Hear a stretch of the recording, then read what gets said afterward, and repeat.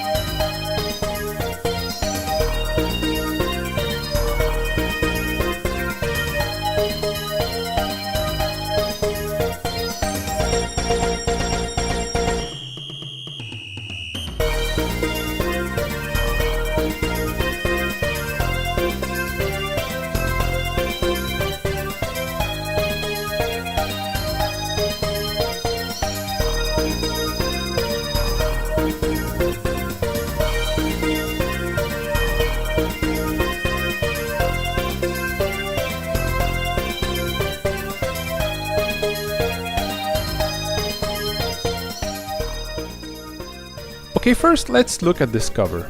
Don't you think it looks like a child's drawing? I mean, it's not the worst cover art ever, not by any means. It's just, it looks funny to me.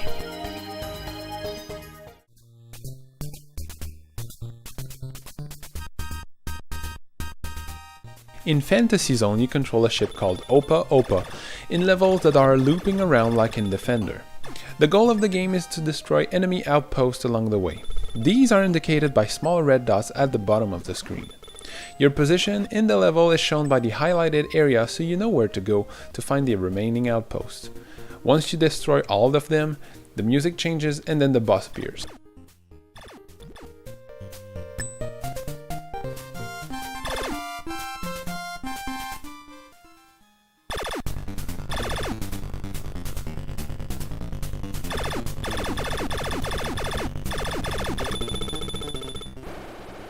From then, you can't go in every direction, you're always facing the boss. They all have a weak spot that you have to shoot, like this tree thing where you have to shoot in its mouth. I find them quite original. Some are harder than others, but in general, their patterns are easy to figure out. Except for the level 2 boss. It gave me such a hard time because the bullet pattern for some reason is so random and sometimes you just can't evade them.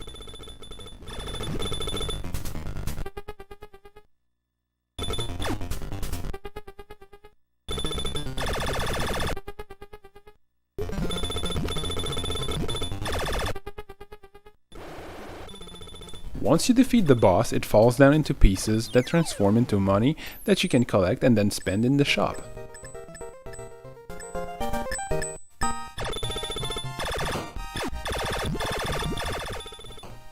In order to spend your hard-earned money gained by killing enemies and bosses, you must touch these red balloons to enter the shop. From there, you can buy speed and weapon upgrades.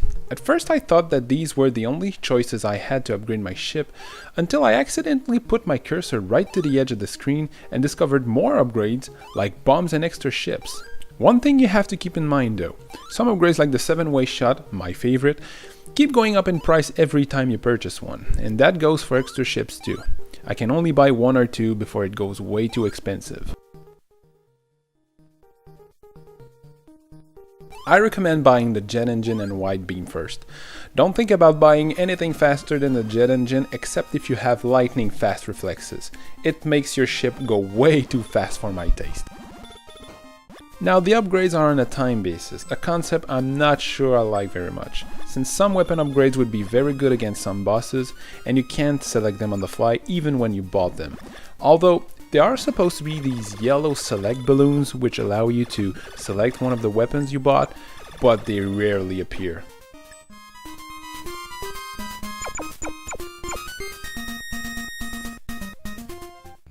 And once you die, you lose all your power-ups, so you have to buy them again. And at first I thought that the red balloons only appeared at random, but according to the manual, it shows up after collecting money. You start the game with 4 lives, but you have no continues, so you better get good at the game to beat it. I still haven't. I can get to level 4 or 5, but then it's game over. There are 8 stages, which are actually planets according to the manual, and they have really weird names too.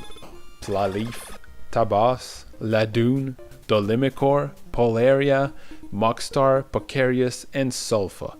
Wow, they really got creative with those names.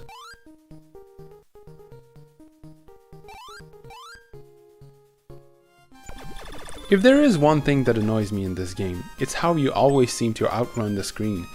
And sometimes you can't react fast enough and then you crash into an enemy.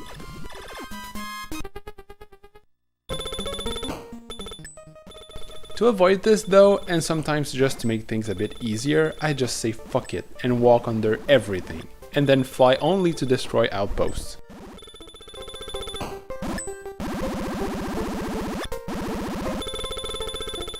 Now as for the music, it's cheerful and fits the game style perfectly. I like it.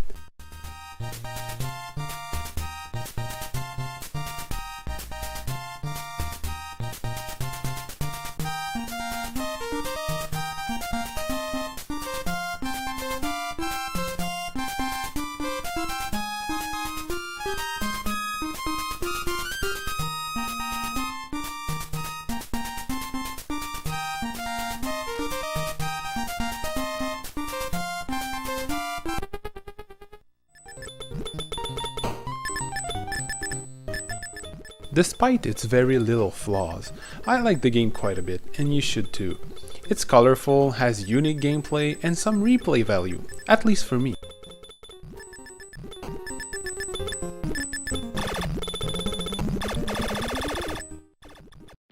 I happen to have the Sega Classics collection on PS2, which has a bunch of remastered games, including one of Fantasy Zone. Let's give it a shot.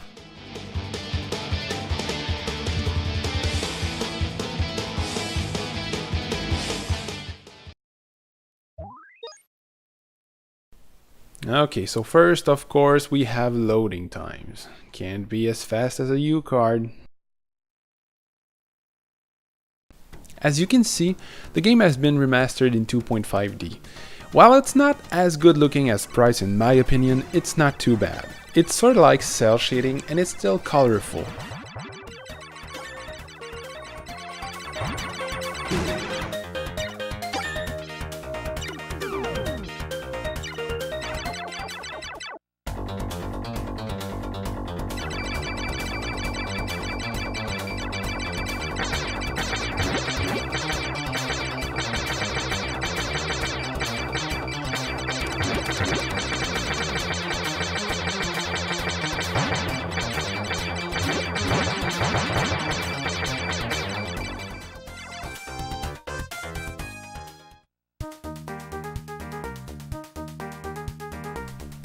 Now you still got the shop, and that's pretty cool. The weapons are like rotating in 3D and it looks cool. That's okay, but why is there a timer? Why do you have to shop in 30 seconds? I don't get this. You even have a timer while choosing your weapon. I don't get this.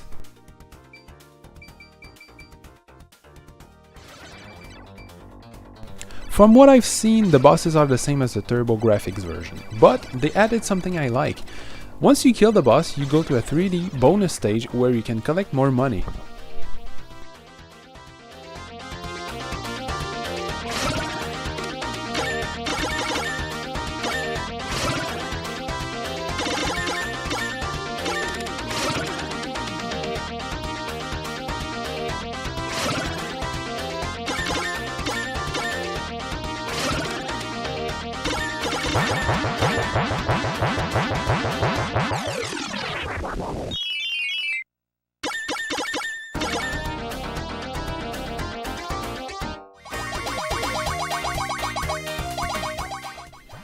Overall, it's a pretty good remake. You should give it a try if you can.